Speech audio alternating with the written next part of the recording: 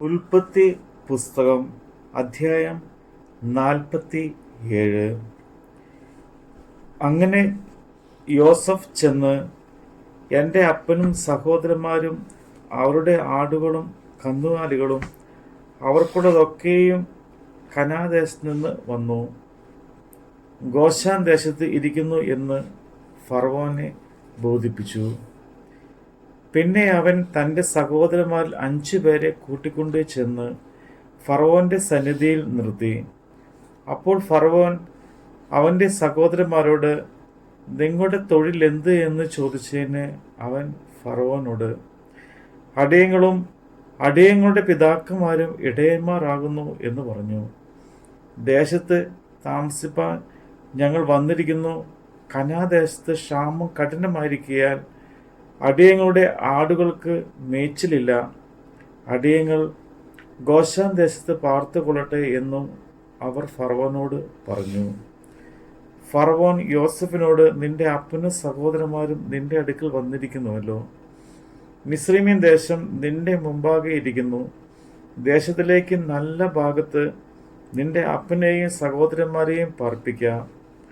അവർ ഗോശാൻ ദേശത്ത് തന്നെ പാർത്തുകൊള്ളട്ടെ. അവരിൽ പ്രാപ്തന്മാർ ഉണ്ടെന്ന് നീ അറിയുന്നുവെങ്കിൽ അവരെ എൻ്റെ ആടുമാടുകളുടെ മേൽ വിചാരകന്മാരാക്കി വയ്ക്കുക എന്ന് കൽപ്പിച്ചു.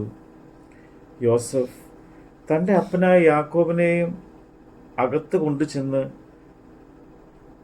അവനെ ഫറവോന്റെ സന്നിധിയിൽ നിർത്തി. യാക്കോബ് ഫറവോനെ അനുഗ്രഹിച്ച് ഫറവോൻ യാക്കോബിനോട്, എത്ര വയസ്സായി എന്ന് ചോദിച്ചു.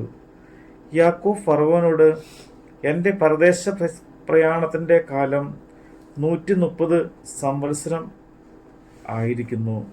എൻ്റെ ആയുഷ്കാലം ചുരുക്കവും കഷ്ടമുള്ളതും അത്രേ. എൻ്റെ പിതാക്കന്മാരുടെ പരദേശ പ്രയാണമായ ആയുഷ്കാലത്തോളം എത്തിയിട്ടുമില്ല എന്ന് പറഞ്ഞു. യാക്കോബ് ഫറവോനെ പിന്നെയും അനുഗ്രഹിച്ചു. ഫറവോന്റെ സന്നിധിയിൽ നിന്ന് പോയി. അനന്തരം യോസഫ് തൻ്റെ അപ്പനെയും സഹോദരന്മാരെയും പാർപ്പിച്ചു.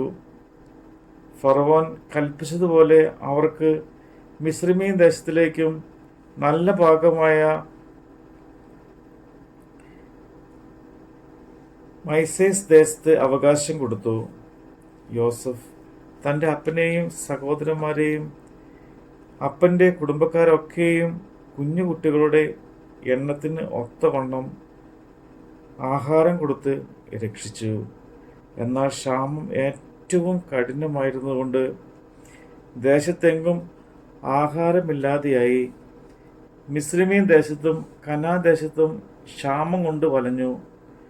ജനങ്ങൾ വാങ്ങിയ ധാന്യത്തിനു വിലയായി. യോസഫ് മിസ്രയീം ദേശത്തും കനാദേശത്തുമുള്ള പണമൊക്കെയും ശേഖരിച്ചു.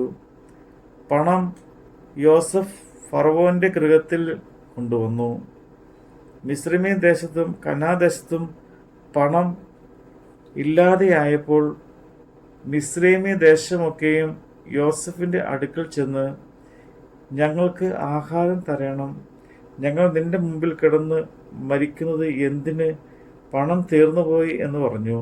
അതിന് യോസഫ്, നിങ്ങളുടെ ആടുമാടുകളെ തരുവിൻ. പണം തീർന്നു പോയെങ്കിൽ നിങ്ങളുടെ ആടുമാടുകളെ വിലയായി വാങ്ങി ഞാൻ തരാമെന്ന് പറഞ്ഞു. അങ്ങനെ അവർ തങ്ങളുടെ കന്നുകാലികളെ യോസഫിന്റെ അടുക്കൽ കൊണ്ടുവന്ന് കുതിര, ആട്, കന്നുകാലി, കഴുത എന്നിവയെ യോസഫ് വിലയായി വാങ്ങി അവർക്ക് ആഹാരം കൊടുത്തു. ആ ആണ്ടിൽ അവരുടെ കന്നുകാലികളെ എല്ലാം വാങ്ങി ആഹാരം കൊടുത്ത് അവരെ രക്ഷിച്ചു. ആ ആണ്ട് കഴിഞ്ഞ് പിറ്റേ ആണ്ടിൽ അവർ അവൻ്റെ അടുക്കൽ ചെന്ന് അവനോട് പറഞ്ഞത്, ഞങ്ങളുടെ പണം ചെലവായി. മൃഗക്കൂട്ടങ്ങളും യജമാനോട് ചേർന്നു. ഞങ്ങളുടെ ശരീരങ്ങളും നിലങ്ങളുമല്ലാതെ യജമാന്റെ മുമ്പാകെ ഒന്നും ശേഷിപ്പില്ല എന്നുള്ളത് യജമാനെ ഞങ്ങൾ മറയ്ക്കുന്നില്ല. ഞങ്ങളും ഞങ്ങളുടെ നിലവും നിന്റെ കണ്ണിന് മുമ്പിൽ എന്തിന് നശിക്കുന്നു? നീ ഞങ്ങളെയും നിലത്തെയും ആഹാരത്തിന് വിലയായി വാങ്ങണം. ഞങ്ങൾ വിലയുമായി ഫറവോന്റെ അടിമകളാകട്ടെ. ഞങ്ങൾ മരിക്കാതെ ജീവനോടിരിക്കേണ്ടതിനും നിലം ശൂന്യമായി പോകാതിരിക്കേണ്ടതിനും ഞങ്ങൾക്ക് വിത്ത് തരണം. അങ്ങനെ യോസഫ് മിസ്രൈമിലെ നിലമൊക്കെയും ഫറവോന് വിലയ്ക്ക് വാങ്ങി. ക്ഷാമം പ്രബലപ്പെടുകകൊണ്ട് മിസ്രൈമിൽ തങ്ങളുടെ നിലം വിറ്റു. നിലമെല്ലാം ഫറവോനായി. ജനങ്ങളെയോ അവർ മിസ്രൈമീൻ ദേശത്തിൻ്റെ അറ്റം മുതൽ അറ്റം വരെ പട്ടണങ്ങളിലേക്ക് കുടി നീക്കി പാർപ്പിച്ചു. പുരോഹിതന്മാരുടെ നിലം മാത്രം അവൻ വാങ്ങിയില്ല. പുരോഹിതന്മാർക്ക് ഫറവോൻ അവകാശം കൽപ്പിച്ചിരുന്നു. ഫറവോൻ അവർക്ക് കൊടുത്ത അവകാശം കൊണ്ട് അവർ ഉപജീവനം കഴിച്ചതിനാൽ അവർ തങ്ങളുടെ നിലം വിറ്റില്ല. യോസഫ് ജനങ്ങളോട്, ഞാൻ ഇന്ന് നിങ്ങളുടെയും നിങ്ങളുടെ നിലത്തെയും ഫറവോൻ വിലയ്ക്ക് വാങ്ങിയിരിക്കുന്നു.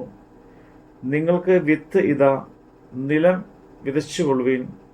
വിളവെടുക്കുമ്പോൾ നിങ്ങൾ ഫറവോന് 1/5 കൊടുക്കണം. 4 ഓഹരിയോ വിത്തിന് വിത്തായിട്ടും നിങ്ങൾക്കും നിങ്ങളുടെ വീട്ടിലുള്ളവർക്കും നിങ്ങളുടെ കുഞ്ഞു കുട്ടികൾക്കും ആഹാരമായിട്ടും നിങ്ങൾക്ക് തന്നെ ഇരിക്കട്ടെ എന്ന് പറഞ്ഞു. അതിന് അവർ, നീ ഞങ്ങളുടെ ജീവനെ രക്ഷിച്ചിരിക്കുന്നു. യജമാനെ ഞങ്ങളോട് ദയുണ്ടായാൽ മതി. ഞങ്ങൾ ഫറവോന് അടിമകളായിക്കൊള്ളാം എന്ന് പറഞ്ഞു. 1/5 ഫറവോന് ചെല്ലണം എന്നിങ്ങനെ യോസഫ് മിസ്രൈമിൻ നിലങ്ങളെ സംബന്ധിച്ച് വെച്ച ചട്ടം ഇന്ന് വരെയും നടപ്പാകുന്നു. പുരോഹിതന്മാരുടെ നിലം മാത്രം ഫറവോന് ചേർന്നിട്ടില്ല. ഇസ്രയേൽ മിസ്രൈമീൻ ദേശത്തിലെ ഗോശാൻ ദേശത്ത് പാർത്തു. അവിടെ അവകാശം സംബന്ധിച്ച് ഏറ്റവും സന്താന പുഷ്ടിയുള്ളവരായി പെരുകി വന്നു. യാക്കോബ് മിസ്രൈമീൻ ദേശത്ത് വന്നിട്ട് 17 സംവത്സരം ജീവിച്ചിരുന്നു. യാക്കോബിൻ്റെ ആയുഷ്കാലമാകെ 147 സംവത്സരം ആയിരുന്നു. ഇസ്രയേൽ മരിപ്പാനുള്ള കാലം അടുത്തപ്പോൾ അവൻ തൻ്റെ മകനായ യോസഫിനെ വിളിച്ച് അവനോട്, നിനക്ക് എന്നോട് കൃപയുണ്ടെങ്കിൽ നിന്റെ കൈ എൻ്റെ തുടയിൻ കീഴിൽ വയ്ക്കുക. എന്നോട് ദയയും വിശ്വസ്തയും കാണിച്ച് എന്നെ മിസ്രൈമിൽ അടക്കാതെ ഞാൻ എൻ്റെ പിതാക്കന്മാരെ പോലെ നിദ്ര കൊള്ളുമ്പോൾ എന്നെ മിസ്രൈമിൽ നിന്ന് എടുത്തുകൊണ്ടുപോയി അവരുടെ ശ്മശാന ഭൂമിയിൽ അടക്കണം എന്ന് പറഞ്ഞു. നിന്റെ കൽപ്പന പ്രകാരം ഞാൻ ചെയ്യാം എന്ന് അവൻ പറഞ്ഞു. എന്നോട് സത്യം ചെയ്യുക എന്ന് അവൻ പറഞ്ഞു. അവൻ സത്യവും ചെയ്തു. അപ്പോൾ ഇസ്രയേൽ കട്ടിലിൻ്റെ തലയ്ക്കൽ നമസ്കരിച്ചു. നമ്മുടെ കർത്താവിൻ്റെ വചനമാണ് നമ്മൾ കേട്ടത്.